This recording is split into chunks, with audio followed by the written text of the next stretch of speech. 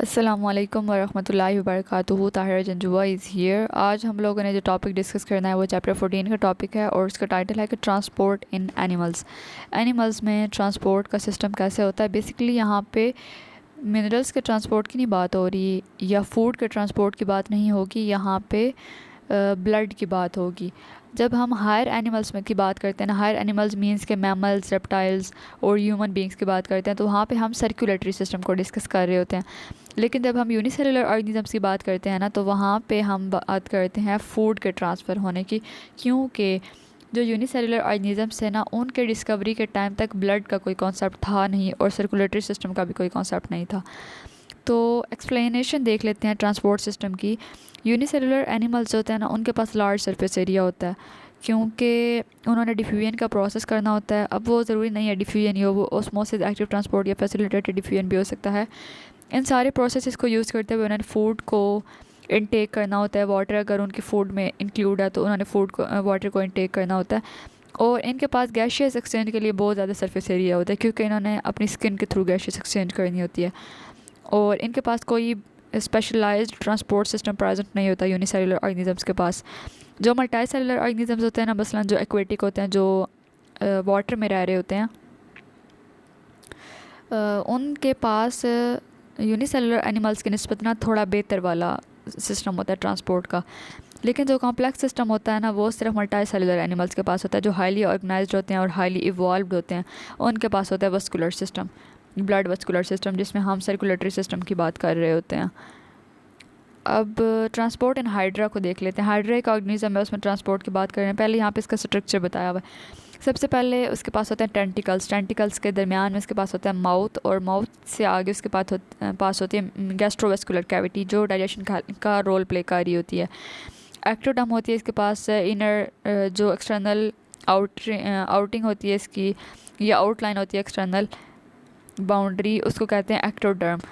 और फिर जो इनर लाइनिंग होती है ना इसके गैस्ट्रोवेस्कुलर कैविटी की, उसको गैस्ट्रोडर्मिस कहा गया है, क्योंकि वो एंडोडर्मिस से ओरिजिनेट हुई होती है। तो इसमें आप ट्रांसपोर्ट को देख लेते हैं।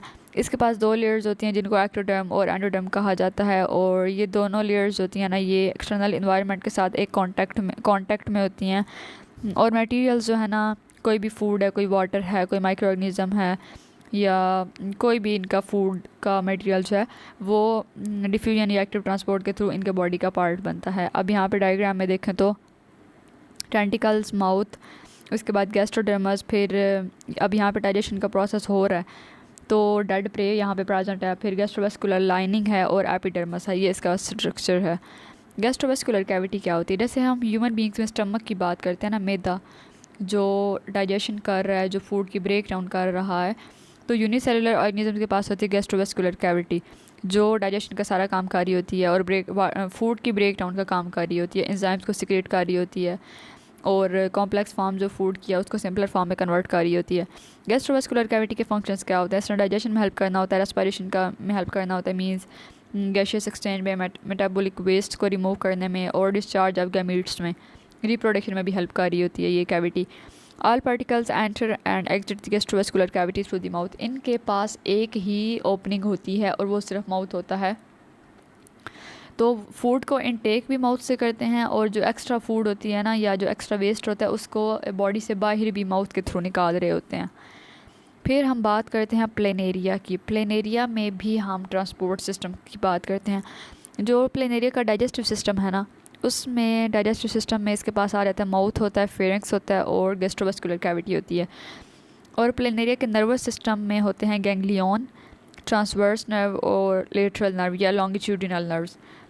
और जो एक्सक्रीटरी सिस्टम है ना, एक्सक्रीटरी सिस्टम में सिर्फ इनके पास पोर प्रेजेंट होता है एक साइड, इनकी बॉडी के एक साइड पे, जो हेल्प कर रहा होता है वेस्ट को आउटसाइड द बॉडी रिमूव करने में। फिर आता है रिप्रोडक्टिव सिस्टम।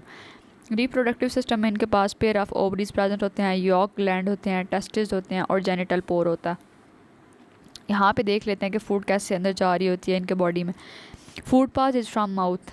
इनके माउथ में फूड एंटर होती है, फिर वहाँ से फेरिंक्स में जाती है, और फेरिंक्स से इनके इंटेस्टाइन में जाती है, या गैस्ट्रोवेस्कुलर कैविटी जो होती है इनकी, वहाँ पे लाइनिंग होती है, वो एंजाइम्स वगैरह सिक्रेट कर रही होती है, उससे ब्रेक डाउन करती है फूड की। न्यूट्रिएंट्स को डिफ्यूज़ किया जाता है प्लेनेरिया में और प्लेनेरिया को फिर मिलती है ऑक्सीजन और कार्बन डाइऑक्साइड बाय डिफ्यूजन।